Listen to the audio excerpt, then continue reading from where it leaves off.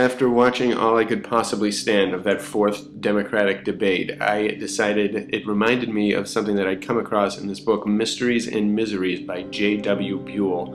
And it seems like this guy wrote all kinds of cool books, like one Border Bandits with Jesse James, another one Heroes of the Dark Continent. It seems like he was kind of a truther. And this book stuck out throughout a lot of the archives because it was one of those ones that seems like it was telling a different story than most of the other books were telling, which all were part of a certain narrative. This one seemed to tell all kinds of different stories about things. Like, I'll read a chapter from Washington City, which I find very interesting and very relatable today. And this is from the 1880s, I think 1881. So some of the stories after the ones I read you, he talks about different stories of adultery. One where a senator was bribing a woman whose husband was on death row with favors in order to get the husband off death row, and there was a crazy payback. It is an amazing book. I recommend reading it. But these particular parts are especially interesting, so I want to play you the Washington, D.C. intro. Washington City, from J.W. Buell's book, Mysteries and Miseries of America's Cities. Washington City, Chapter 1, Sacred Memories and Homely Facts. The American people are very justly proud of their sovereignty and of the beautiful city where sits, by a majority's sufferance, the creators of our law. Hallowed memories cluster about that grand old capital, whose dome seems to cleave Empyrean's depths and gather upon its apex a luster direct from heaven. Every national heart pulsates with excited admiration at the mention of those heroes of constitutional liberty, whose patriotic and divine-born impulses conceived a Magna Carta so comprehensive and beneficent that it has become a lamp of liberty lighting all the byways of civilization. This commendable pride of citizenship is manifested in 100 ways, not alone by a spontaneous and universal response, coming like a rush of mighty floods from every city, hamlet, hillside, plain, and canyon at the first insult to our national honor, but also by a generous acceptance and acquiescence in all the civil laws bearing the seal of jurisdictional courts and legislatures. Washington City stands out like some great masterpiece of art on canvas, presenting a beautiful picture of animate life, clothed in the purple of supreme power, and with a grasp like destiny, bearing securely the prosperity of our country. She is no less beautiful in architecture and material endowment than in the golden-hued principles which radiate from her capital and penetrate every American home and are at once the pillars and foundation of our democratic confederacy. There are no other buildings on the continent so majestic, stable, and awe-inspiring as the State House, Department of State and Treasury, which combines symmetry and substantiality with marvelous ingenuity. The White House is a sacred relic of colonial legislation that has sheltered all the presidents and been the theater of so many brilliant receptions and painful scenes. It appears almost iconoclastic to associate grim facts of moral perversions with the constellation of sublime geniuses who have been such gracious factors in our political commonwealth sisterhood. But for the precedent established by sacred revelations, I would not undertake this review of Washington life without some mental compunction, since it involves the character of many able legislators in some of our capital's aristocratic and peculiar society. Sustained by sacred example, however, I assume the task with a feeling of justification, if not praiseworthy duty. To our provincial population, official life appears all tinsel and glory, the reaping of ambition's goal, which exaggerates merit and makes national officers akin to sacredness. The congressman, who, laden with the laurels of constituent preferment, returns to his rural district, either during vacation or for another canvass, excites almost as much interest among his people as a brass band or circus menagerie. The very folds of his garments are touched with the awe that is inspired by a belief in their miraculous efficacy. He rises above the village pastor, and his judgment approaches infallibility. Every act becomes a subject worthy of press comment, and should some trifling illness admonish him to withdraw from public gaze for a day, his condition is bulletined on every neighbor's tongue. He is a connoisseur, an incomparable critic of a bric-a-brac when it assumes the guise of pumpkin pies, buttermilk, babies, or crossroads whiskey, and his praise of this quartet falls on the heads of rustic housewives with the potency and delight excited in a devout Catholic by the blessings of a pope. His speeches, which are printed by a bounteous government and distributed through the generous sources of a franking privilege, pour in upon his constituents, who read his remarks on a bill appropriating blank dollars for the improvement of Wildcat Creek, as though every word were a pearl, and his argument absolutely unanswerable. Forthwith a fulsome biography, laden with flattery and interlarded with prophecy, appears in his district papers, and then he floats in a very sea of ecstasy, where adulation, like a steady wind, blows directly toward ambition's harbor. This picture is complete before the eye of bucolic imagery when our congressman is seen occupying a statesman's seat, where none obtain privileges until their qualifications are determined by a critical examination before the High Chancellor of all knowledge and holiness. To those who have studied and know Washington life when clothed in official robes, the average congressman is but an ordinary creature with many deficiencies.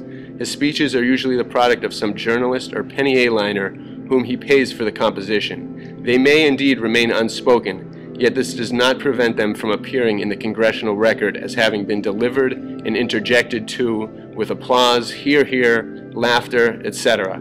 It is a notorious fact that scarcely one half the speeches printed in the record, as having been uttered amid storms of thunderous applause, were spoken in Congress or elsewhere, yet they are printed in pamphlet form at government expense and distributed in like manner over respective districts, where they are accepted as evidences of great merit. I do not write this in disparagement of all congressmen from country constituencies, for the fact is incontrovertible that, taking Congress as a body, there are more able members representing rural districts than large municipalities, which is explained in the methods employed by city candidates to secure election. Through the system that has obtained since the war, it is next to impossible for an honest man to become a government official.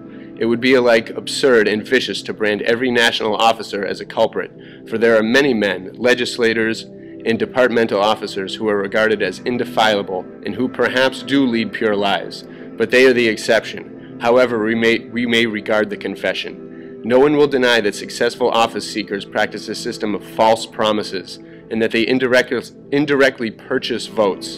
In the country there is much less corruption used, because the opportunities are not nearly so great, though enough is seen to shame any true patriot. Nominating conventions are almost invariably packed.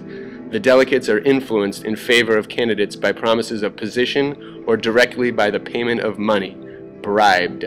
The city candidate commences his canvasses by contributing to ward meetings, leaving sums of money at loons, hiring strikers, and concludes his efforts after nomination by buying squads of voters and whooping up the boys.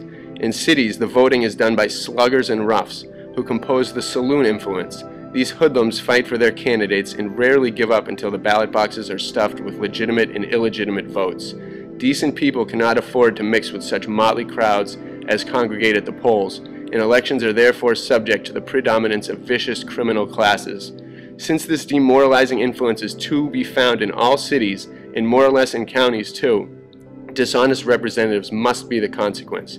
These practices being well near universal, their criminality is not regarded, and the polluting influence is permitted to extend through all the avenues of social life. In elections for United States senators, corruption is infinitely greater. The legislature is purchased outright in 9 out of every 10 cases where the personal influence of opposing candidates is about equal. The longest and most generous purse nearly always decides the contest. Any denial of this assertion is a betrayal of the most lamentable and inexcusable ignorance. But political evils do not cease with elections. On the other hand, they are but the bud that blossoms into more infamous practices in the halls of Congress. Times have grown strangely out of joint. Formerly, during the first years of allodial tenures in England, when feudal titles were abolished, attorneys practiced their profession without exacting fees from their clients, esteeming themselves well paid in the honor they received. 30 years ago in America, office was sought for the honor such positions yielded. But since the English-speaking world has made such advances in civilization, the code of fame has been revised. British legislators and expounders now turn all their talents to money gathering by political chicanery.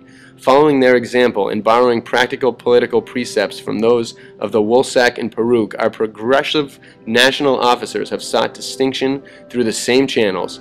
In barring the privileges of hereditary rulers, Americans have eclipsed most of the modern nations in devising adroit schemes for aggrandizement and pelf. Occasionally, our nationally excitable people are temporarily amazed at the chromatic acts of some newly introduced congressman, who rises by inherent genius and scatters in his track bright gems of statesmanship. But more than one of those proves but a flying meteor, drawing the admiration of gallery sirens for a while, only at last to die of a rose in aromatic pain. Some of these stars to lesser lights gain credit for their honesty, to lose it at last by unseemly efforts for political revenge. Others, with pachydermatous skins and consciences, make themselves amenable to public execration by stolidly confront calumny and receive the darts of condemnation without apparent knowledge of the infliction. For such as these there is a sure reward. Chief politicians are always seeking aid from those who defy public opinion, for they make excellent breastplates and can keep a secret to the end. If they are bulldozers, so much the better, for in these adjuncts of a corrupt ballot is a reliance most potential and assuring. For such particular services these political lepers receive fat appointments when loss of popularity destroys all hope of their election. I have in my mind, as I write, no less than 15 high-placed officials who are serving under appointment because their dishonesty and incompetency are so well known that no constituency would elect them to any position. The appointive power is not always to blame for this deficiency. In fact, the person wielding this power rarely has the opportunity for ascertaining the personal character of his appointees. He is the creature of those who secure him place, and he must select those whom he is instructed to give office, without regard for his own wishes. Ambition's race is indeed a mad one, and not infrequently does it lead to oblivion. Men in office are assailed by many temptations: money, women, and promises of exaltation. Going into office under circumstances such as I have mentioned, it is not strange that a large majority take up the corruption first practiced in a canvass for votes and pursue it as a habit to the end of their career.